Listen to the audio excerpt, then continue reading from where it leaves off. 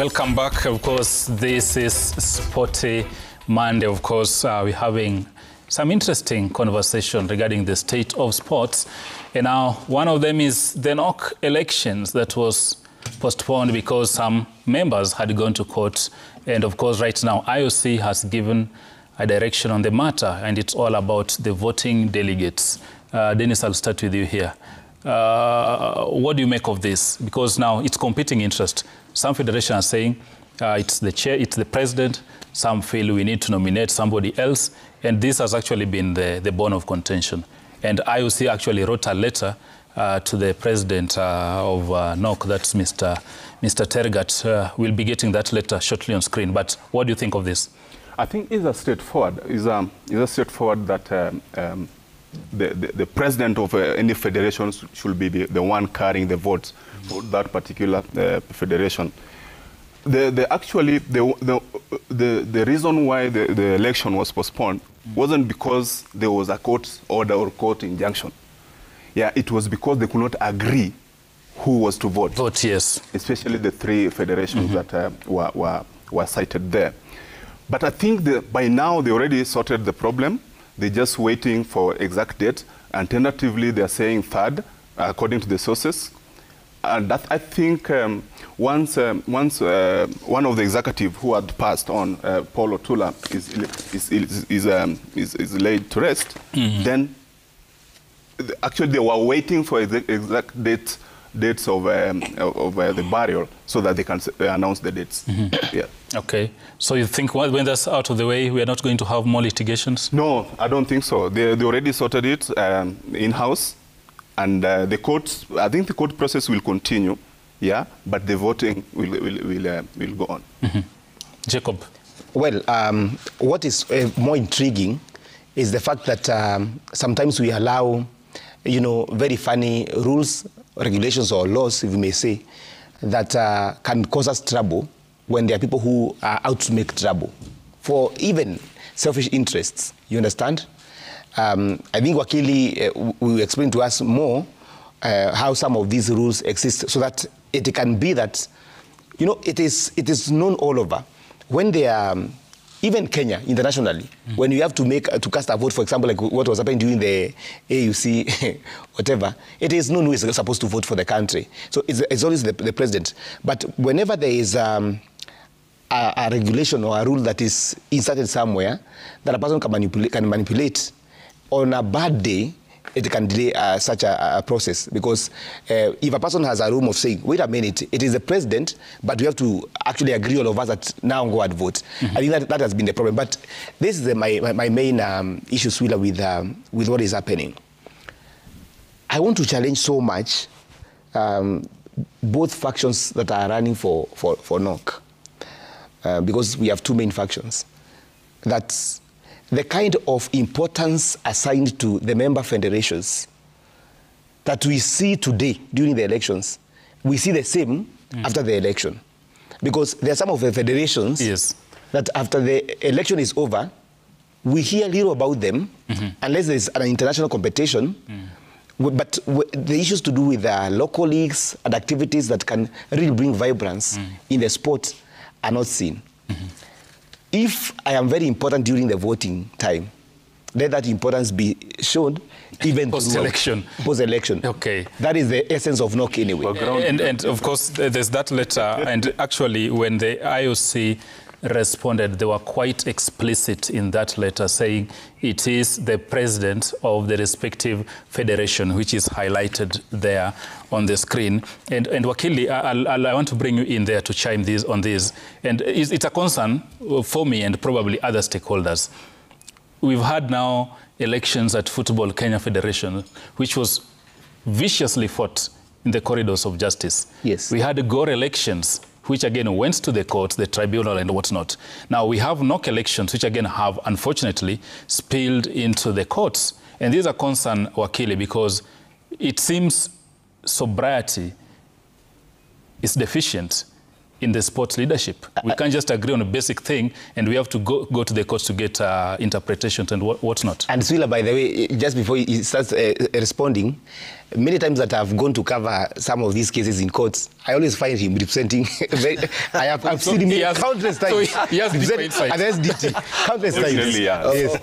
It's a coincidence, but I have not been contributing to the stalemates of electoral stalemates. Yes.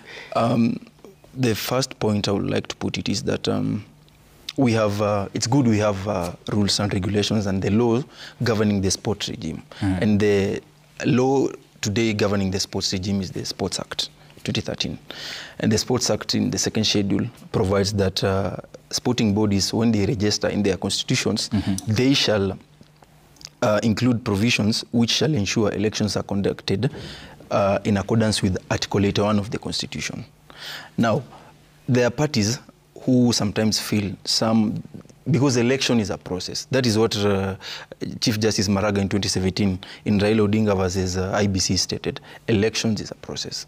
So you find in majority of the sporting federations, parties are not happy or convinced in the electoral preparation process. So you'll find sometimes eligibility is an issue, eligibility of the voter, or eligibility of the candidate. That's why they happily rush to courts to seek for interpretations. Now, with regards to NOC, why is NOC important? It's important to point out that before you register any sporting federation, actually you're outlawed to operate any national sports organization if you have not sought for registration. So that if you registered, one of the cardinal things you need to demonstrate is that you are affiliated to an international body. Football is affiliated to FIFA, volleyball to FIVB, and then NOC to IOC. So that's why IOC has now come to seek or to put such clarification. Again, let me clarify. The court had only temporarily suspended one agenda, the Electoral Congress. That was on 23rd. But on 24th, it lifted up the order and allowed for elections. And by the way, it's so ironical. We've seen, we are going to run the taekwondo story. The taekwondo, we have been allowed to host the Under-21 World Cup, or World Championship in Kenya. Yes. Do you know who was there? Was it the Secretary General or the President? It is the President who was there receiving the bid.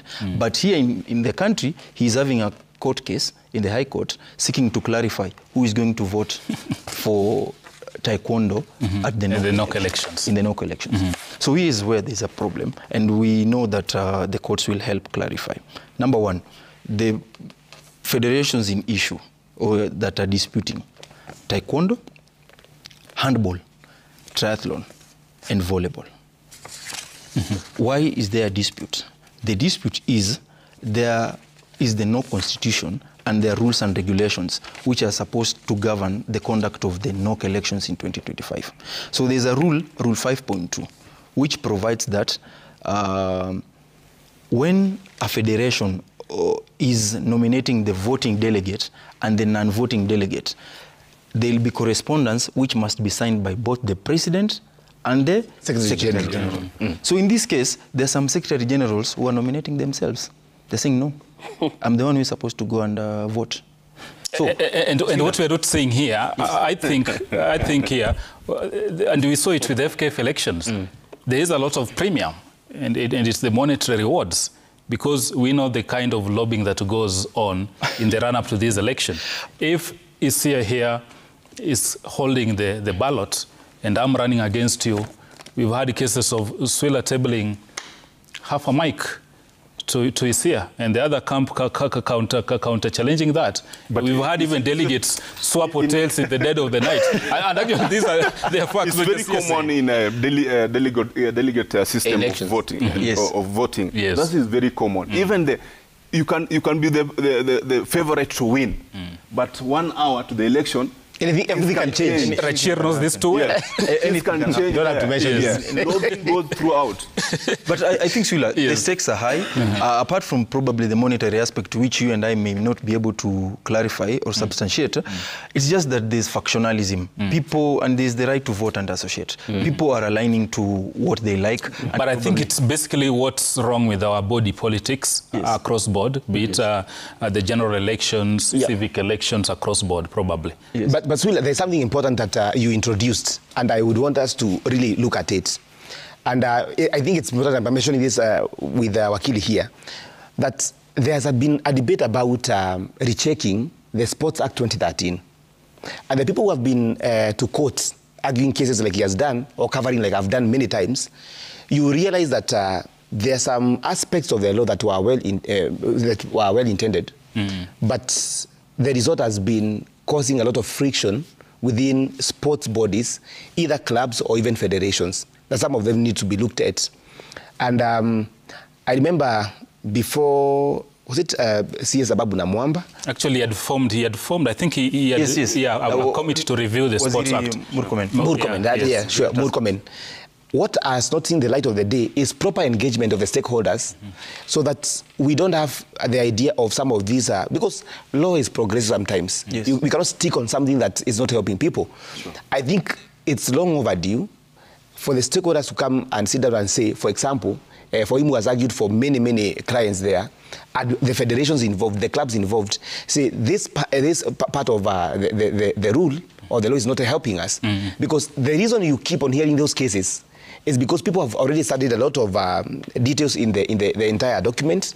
They know the gaps, which they can use always to make sure that they have their way. But so is it a problem of law or it's mannerisms? Don't you think it's even IOC is saying common sense? You should employ the common sense that letter was quite explicit. Absolutely. Yeah. For the question of the NOC elections, I think it is very clear. But I'm talking about the entire thing, because, for example, when it came to football, there were so many things that people were talking about. For example, the idea, Swila, of saying that you need to have, now that sports is devolved, offices in every county, you understand, that are running and we're operating. And the budgets for doing the same becomes a problem, for example. You understand? You see what I'm learning here, and I think Wakili, it's a proposal should put on the table for amendments to our constitutions, respective federation constitutions, and probably the national one, the one you're calling Sports Act, is the power of incumbency. We saw it in the last FKF elections, where an individual had finished a term and now swapping place to try and find a way back into leadership. It's happening at NOC. So we probably need to have a law that will buy you, after you've served your full term, you go home, there are able Kenyans who can take it up. But I think this can be unfair, considering that you're not going for the same seat. Not unfair. No, actually, what's happening now, the Sports Act is quite clear. Once you've served as a president for your 4 years, 2 terms, that's 8 years you should go. Yes. However, if I have been treasurer, it allows me to scale my ambition. But that's what I'm saying. Probably if we review that part and say, that's why make it clear. Anyone who has that's why Wakili is saying it's mannerism. After I've eaten on the table, why should I come back? But even national politics, I've seen governors going for Senate seats. That's why we're saying there is something very serious. Let me say something very important here, because sometimes I don't know what Kenyans do when politicians have served somewhere. You see, one time I talked to the former president, FKF Nick Mwendo, and he said something that touched my conscience. He said that one time, the late Job Omino came close to becoming CAF president. Yes. But we have a culture of Kenyans where if you serve for 1 term or 2, people hate you sometimes for good reason or for nothing. So the question is this. Today we have Patrice Motsepe of South Africa as the CAF president. We know his history with football and other levels of leadership. So what happens if, for example, after you serve for 2 terms, you're not supposed to sit anywhere near sports. What do you do with the experience? For example, when it comes to now the international federations, that time the first time is introducing you to people. You get to know who is the delegate South Africa, delegate to Morocco. You understand? You do a system, as Master would call it. So that by the time you get to the third, maybe term, even if now, maybe previously you were as SG, yes, now you come as a president, you can even go and ask for a position internationally. So we also need to be careful, so that in the name of protecting, we don't overprotect and kill the aspirations of Kenyans who have the potential one day even to rise internationally. Absolutely. Now let's move. Of course,